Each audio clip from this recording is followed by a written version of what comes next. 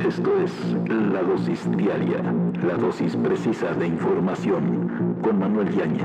Empezamos.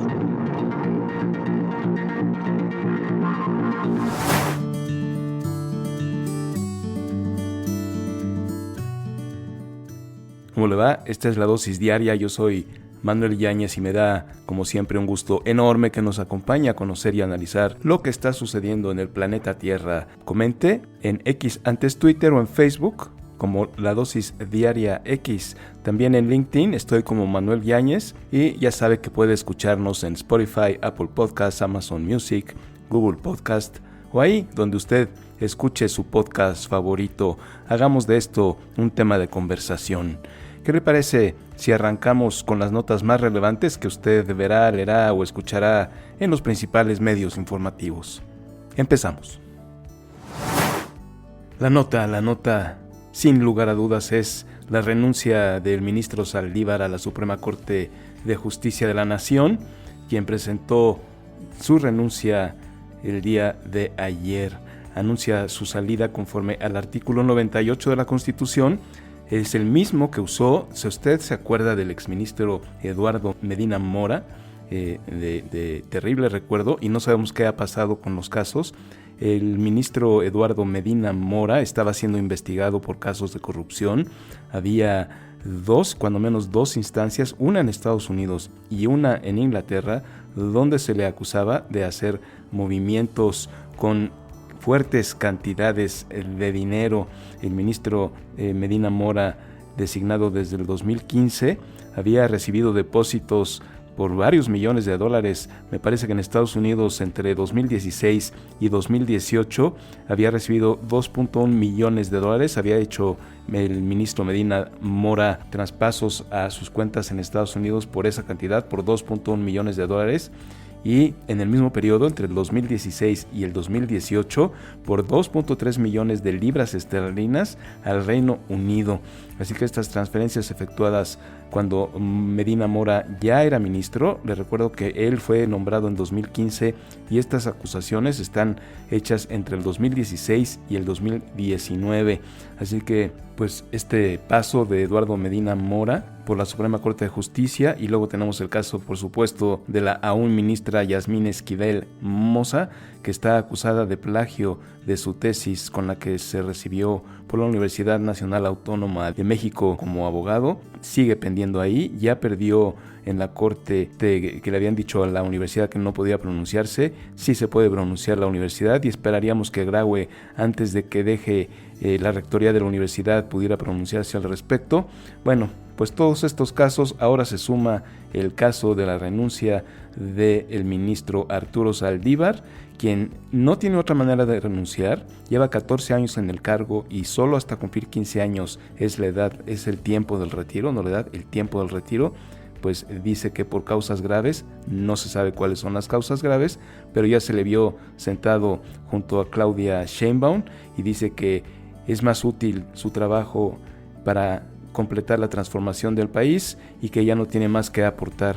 Sigue aportando porque ahora si deja él el espacio, va a dejar libre a López Obrador para que designe a un nuevo ministro de la Corte que sea más afín al presidente. Bueno, este es un caso como pasó con el INE, donde no pudo acabar con él, le estuvo dando de golpes y a final de cuentas le tocó a él el nombramiento del presidente consejero del INE y pues con eso tiene más control sobre el Instituto Electoral. Y ahora pues probablemente con este nombramiento que le deja las puertas abiertas el ministro Arturo Saldívar para que el presidente nombre a un nuevo ministro, pues va a intentar hacerlo con un ministro que esté más de acuerdo a la manera de pensar de López Obrador. Esperemos que a quien nombren sea una persona que esté apegada a la Constitución y no apegada a ningún color y a ningún partido político. Así pasó porque cuando Medina Mora renunció fue cuando fue nombrada Ana Margarita Ríos Farjat, y luego el presidente ya en sus mañaneras ha dicho que le falló porque hizo estos nombramientos y pues no le resultaron porque no están votando en la Suprema Corte de Justicia de acuerdo a como él piensa, sino de acuerdo a la Constitución. Esperemos que así suceda con quien sea nombrado en sustitución de Arturo Saldívar. Arturo Saldívar presentó su carta de renuncia el presidente tiene que dar su aval, luego tiene que pasar al Senado y en el Senado tienen que aceptarla o no. El problema aquí es el tema de causas graves. No se ve una causa grave, la causa es que quiere irse al gabinete de Claudia Sheinbaum. Entonces vamos a ver, de todos modos el Senado muy probablemente vote a favor de aceptar la renuncia y entonces se integre Arturo Saldívar al gabinete de Claudia Sheinbaum, dejando una mancha más en la Suprema Corte de Justicia de la Nación en este sexenio, primero con la salida de Eduardo Medina Mora acusado de corrupción, después Yasmín Esquivel Moza acusada de plagio y ahora se va Arturo Esquivel. El presidente López Obrador viajó a Acapulco, pero podría no haber viajado a Acapulco porque no hizo recorridos a pie, no visitó a las víctimas, no tuvo ninguna reunión más que con su gabinete. Dicen que estuvo ahí presente Evelyn Salgado, también la gobernadora de la entidad, pero viajó en helicóptero. López Obrador, ahí alrededor de las 4:45 de la tarde, aterrizó el helicóptero de la Defensa Nacional, llegó después a la base naval. Ahí sostuvo la reunión donde estuvo el gabinete, estuvo Evelyn Salgado y no hubo ningún recorrido en las zonas dañadas y mucho menos contacto con damnificados. Pudo haber tenido la reunión en Palacio Nacional, pero bueno, se fue a Acapulco en helicóptero, llegó a la base naval y se regresó en helicóptero a la Ciudad de México después de esta reunión. López Obrador dijo que por lo menos ha estado 3 veces en Acapulco desde que el huracán Otis golpeó a este puerto, pero no hay ninguna fotografía o video donde se dé constancia que se haya reunido con las personas que sufrieron daños y pérdidas de algún familiar. El presidente viajó únicamente a la base naval y se regresó a la Ciudad de México y no sabemos qué pasó a puertas cerradas. Mientras tanto, en la Cámara de Diputados siguen debatiendo los puntos finos del presupuesto de egresos. Ya se aprobó en lo general, ahora están viendo algunos de los renglones y sigue la exigencia de la oposición de que se asigne un monto específico para los damnificados en Guerrero por el huracán Otis, y en eso están. Se espera que este día se llegue a una resolución por lo pronto ahí sobre si se va a asignar parte del presupuesto para la reconstrucción y el apoyo a las víctimas por el paso del huracán Otis en Guerrero.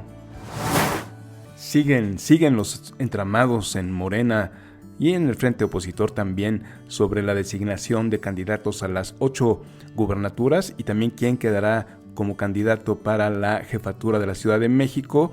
Un pleito de verdad duro se está dando en Chiapas, se está dando en varios de los estados donde habrá elecciones. De hecho, yo creo que el único caso más o menos seguro es el tema de Veracruz, con Nale, quien va a ser seguramente quien quede como gobernadora en esa entidad. El Tribunal Electoral abre la vía a Morena para resolver las candidaturas. El Tribunal Electoral del Poder Judicial de la Federación podría revocar el acuerdo que el INE aprobó para garantizar la paridad en gubernaturas, con lo que ahora los partidos podrían postular a 5 hombres y 4 mujeres para las elecciones de las 9 gubernaturas del 2024. Esto pues puede darle tranquilidad a Morena porque tiene más libertad para decidir su candidato en la Ciudad de México. Clara Brugada podría ya respirar tranquila si el Tribunal Electoral del Poder Judicial de la Federación da marcha atrás con la resolución del INE. El proyecto del magistrado Felipe de la Mata, que se votará el día de hoy, argumenta que el principio de paridad solo aplicaría para las candidaturas de Chiapas, Ciudad de México, Guanajuato, Morelos, Puebla, Tabasco, Veracruz, Jalisco, estados en los que se tendrá que postular al menos 4 mujeres, pero pueden ser más. ¿Esto por qué? Porque en algunos estados ya está legislada la paridad de género.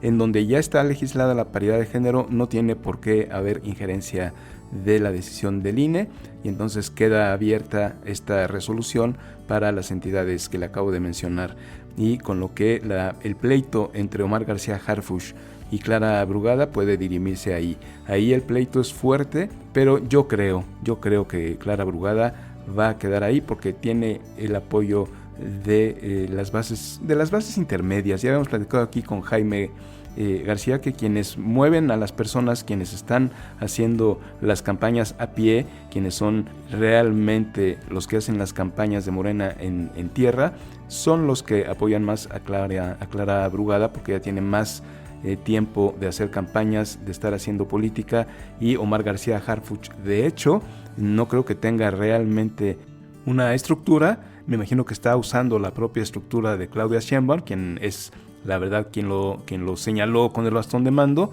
pero parece ser que en esta estira y afloja, Clara Brugada se ve con mayores posibilidades.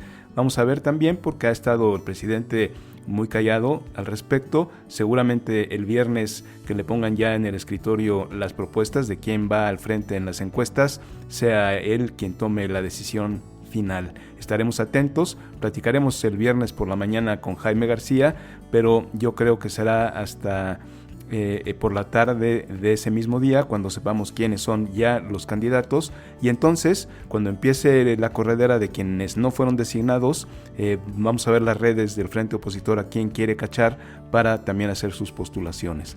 Por eso están calladitos en el Frente Amplio, quieren ver quién sale corriendo de Morena y a quién pueden ellos aprovechar que tenga fuerza en los estados para asignarlo también como posible candidato del Frente Amplio. Ya sabe que los principios en los partidos políticos son muy elásticos. Como usted sabe bien, aquí en La Dosis Diaria no nos gusta dejar los temas en la mesa, siempre les tratamos de dar seguimiento continuo y constante, y estamos viendo qué va a pasar con Mexicana de Aviación, esta línea aérea que el presidente López Obrador le dio a la Secretaría de la Defensa Nacional, y sigue su marcha. Ya cumplió con otro de los puntos que necesita para poder operar. Ya tiene Mexicana de Aviación el certificado de operación. La Agencia Federal de Aviación Civil, la AFAC, concedió una asignación en favor de la aerolínea del Estado mexicano. La empresa operará bajo el nombre de Mexicana de Aviación y que será administrada por elementos militares. La propia AFAC informó que desde el 30 de octubre entregó el título de asignación a favor de la empresa denominada Aerolínea del Estado Mexicano SADCB. Es la primera asignación que se entrega a partir de las modificaciones a la Ley de Aviación y su reglamento aprobadas el pasado 3 de mayo. La figura legal de asignación fue creada específicamente para la operación de aerolíneas del Estado. Ya sabe que si no hay una ley que se pueda aplicar, pues hagamos una ley. Esta nueva ley que fue creada el 3 de mayo fue específicamente para que se pudiera dar una asignación directa para que pueda operar una aerolínea manejada por el Estado y que pueda ser parte, además, porque aquí la controversia era que la Secretaría de la Defensa Nacional no podía, de acuerdo a la ley como estaba, administrar un aeropuerto como es el AIFA, que tiene a su cargo, y además tener una línea aérea como iba a ser Mexicana de Aviación. Con la modificación al reglamento que se hizo, ya puede la Sedena tener su aeropuerto y su línea aérea. Con esto, la idea del gobierno era iniciar operaciones en diciembre, pero pues falta un pequeño detalle, que es ¿dónde están los aviones? El plan inicial del gobierno era arrendar 10 aeronaves Boeing 737-800 que en teoría se iban a entregar entre septiembre y octubre, y a la fecha no hemos visto que se haya llevado a cabo esta operación. No están registradas aún estas 10 aeronaves, que es el plan de Mexicana de Aviación, y no ha empezado la venta de boletos, y tampoco, hasta lo que hemos revisado hasta fin del mes pasado, no hay vuelos programados para el cuarto trimestre del año ni para el primero del 2024. Entonces, bueno, ya tienen su asignación, ya puede operar Mexicana de Aviación. Le faltan los aviones, le faltan ya vender boletos y tener sus planes de vuelo.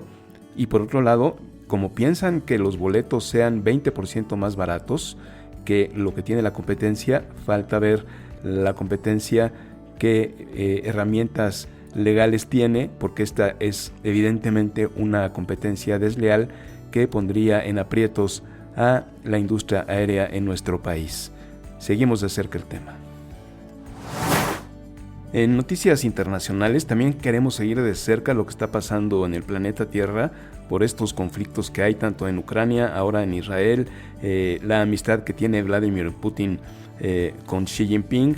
Pues se ha anunciado que Joe Biden y el mismo presidente de China, Xi Jinping, se van a reunir se mantendrán estas conversaciones bilaterales entre Joe Biden, el presidente de Estados Unidos, y el presidente chino Xi Jinping, en teoría, para el 15 de noviembre, mientras se lleva a cabo la Cumbre de Cooperación Económica Asia-Pacífico en San Francisco. Están en marcha los preparativos finales para la reunión, que serán las primeras conversaciones cara a cara que Joe Biden y Xi Jinping tendrán. Hace un año que no se ven, casi. Sin embargo, en China todavía no se anuncia que Xi Jinping vaya a asistir a la APEC, esta reunión que se llevará a cabo en San Francisco, en Estados Unidos, pero la Casa Blanca ha dicho que los dos líderes se van a reunir. El mes pasado, el ministro de Asuntos Exteriores chino, Wang Yi, dijo que las dos naciones no pueden confiar en el piloto automático para lograr una reunión. Es probable que Xi Jinping sea el invitado de honor en una cena con altos ejecutivos de empresas estadounidenses allá en San Francisco la próxima semana. Así es que vamos a ver, parece ser que se van a reunir Joe Biden y Xi Jinping. Sería muy interesante, es muy importante que se reúnan. Como decía el ministro del Exterior, Wang Yi, el chino, que no pueden dejar esto en piloto automático, se tienen que reunir, tienen que platicar, hay muchos temas, son las potencias más poderosas hasta el momento, no pueden no dirimir sus diferencias, es de vital importancia que se reúnan y es una gran noticia que anuncien que el 15 de noviembre se pueden reunir en San Francisco en la reunión de la APEC.